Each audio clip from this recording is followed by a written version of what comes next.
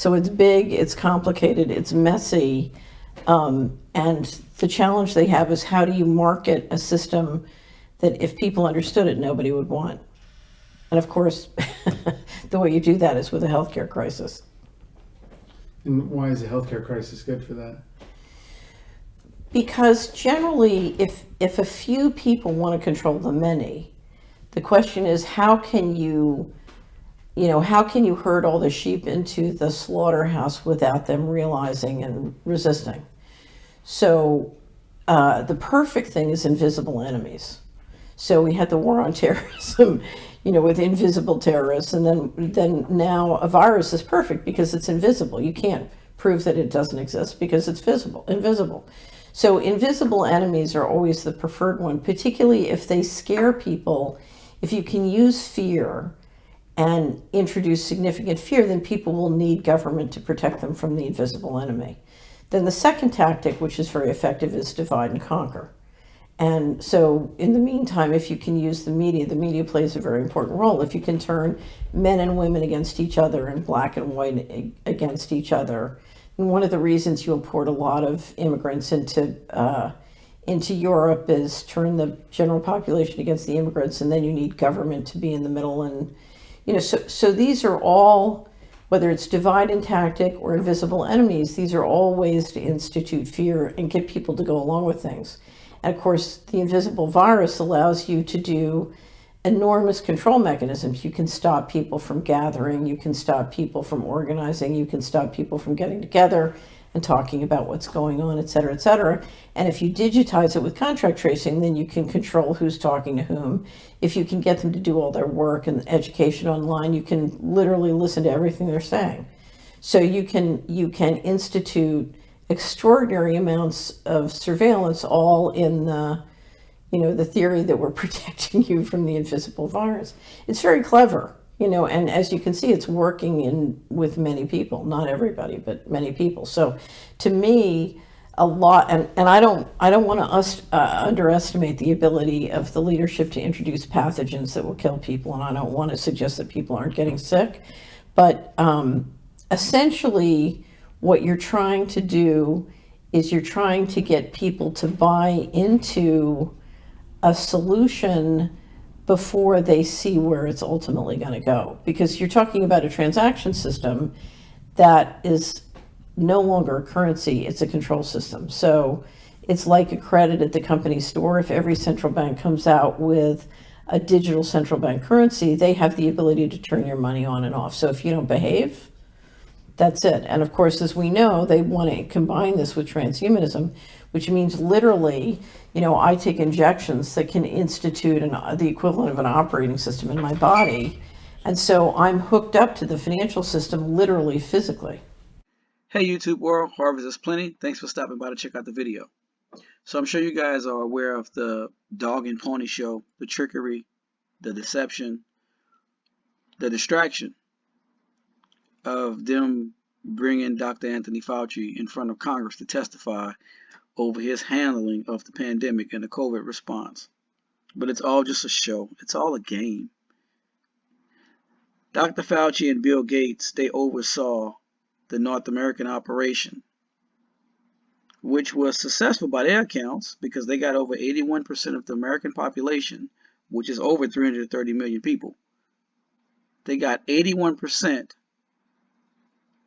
to take injections. And that 81% number came from Steve Ballmer. I did a video about that. He tracked the number. Steve Ballmer was the head of Microsoft at the time. He's now the current owner of the NBA basketball team, the LA Clippers. And he tracked it, and he said 81% of the people got injections. So Fauci was successful. That's why Joe Biden pardoned him. And people were saying that Donald Trump was going to arrest him for committing the crime of the century. And I would tell people that dog doesn't hunt. Trump is not going to do anything to his fellow Freemasonic brother. He's not going to touch the guy. That dog doesn't hunt because Trump himself was pushing the injections. Everything that we did, and then we developed a vaccine, 3 vaccines in 3 months. in 9 months. And actually, I'll tell you, it was 3 days less. 3 days less than 9 months. And it's great. And you know what? I believe totally in your freedoms. I do. You got to do what you have to do. But I recommend take the vaccines. I did it. It's good. Take the vaccines. But you got, no, that's okay. That's all right. You got your freedoms. But I happen to take the vaccine. If it doesn't work, you'll be the first to know, okay? See, guys, it's all a game. It's all a game. They're all on the same side. They're moving towards a golden age. Here, before I show you Dr. Fauci being grilled by Senator Josh Hawley, I went to Georgetown University, which is where Dr. Fauci is an esteemed professor there. And it says here, this is from 2024. It says, Dr. Fauci reflects on how he has lived out Jesuit values in his career.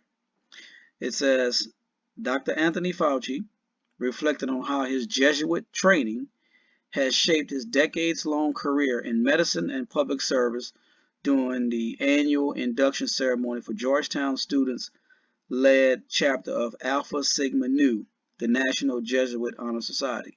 Then it goes on to say he's a distinguished university professor at Georgetown School of Medicine. Talking about Dr. Fauci. Now you have here Senator Josh Hawley. Said Josh Hawley, the U.S. Senator from Missouri, is indeed a Jesuit-educated high school graduate. He attended Rockhurst High School in Kansas City, Missouri, a private Jesuit preparatory school where he graduated in 1998 as valedictorian. So you got one Jesuit brother who's and the senator also went to Yale, so it wouldn't surprise me if he's skull and bones, but I don't know.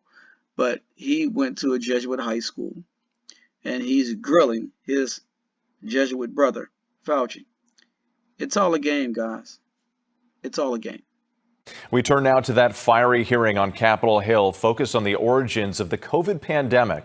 Dr. Anthony Fauci called before a Senate committee facing a blistering assault from Republicans. The 85-year-old Fauci refusing to answer questions, invoking the Fifth Amendment more than 100 times. ABC's Jay O'Brien is on Capitol Hill. Dr. Anthony Fauci, the man millions of Americans turn to for answers during the COVID pandemic. The whole truth and nothing but the truth. So help you God.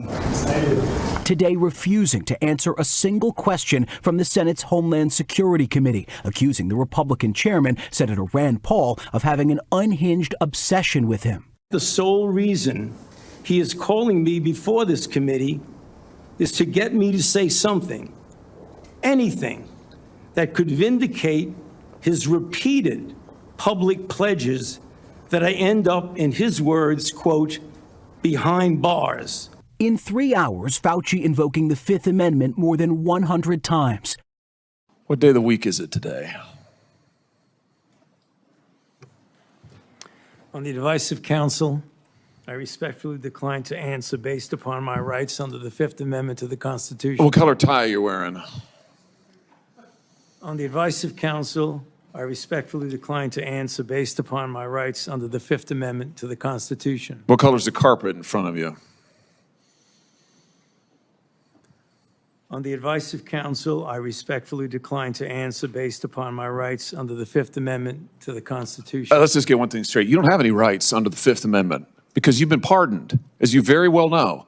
As the Supreme Court has been clear for a century and more, Brown versus Walker, 1896, when he has been pardoned, he may not stand upon his privilege.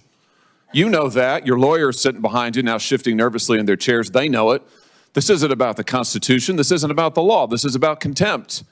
Contempt for this body and contempt for the American people. But I think I know why you're doing it. It's because you don't want to answer questions. It's because you did all kinds of terrible things. It's because during the pandemic, you got rich, didn't you? You got rich. While people were dying, hundreds of thousands of Americans, over 1 million in the end, and you were getting rich, and not only were you doing that, you were using federal employees with taxpayer money to apply for and solicit cash prizes for you personally. Cash prizes totaling over $1 million. You did all of that during the pandemic, didn't you? That's a question. On the advice of counsel, I respectfully decline to answer based upon my rights under the Fifth Amendment to the Constitution. You see, guys, it's all a game. It's a joke.